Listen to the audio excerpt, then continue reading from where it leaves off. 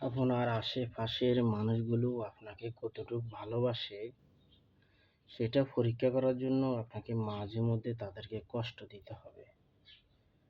আর যখন আপনি তাদেরকে কষ্ট দিবেন, আঘাত দিবেন, তখন আপনি বুঝতে পারবেন যে তারা আঘাত পাওয়ার পরই আপনার কাছে যদি ফিরে এসে আপনার কাছে এসে যদি আপনাকে ডাকে, তাহলে আপনি বুঝতে হবে যে সেই মানুষটি আপনাকে ভালোবাসে।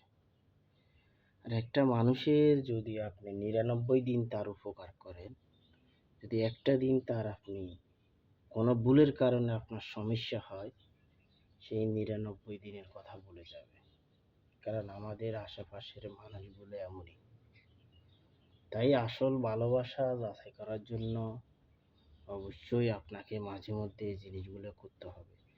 তাহলে আপনি বুঝতে পারবেন যে কে আপনাকে স্বার্থের জন্য ভালোবাসে, কে আপনাকে তার লাভের জন্য ভালোবাসে, আর কে আপনাকে প্রকৃতভাবে ভালোবাসে।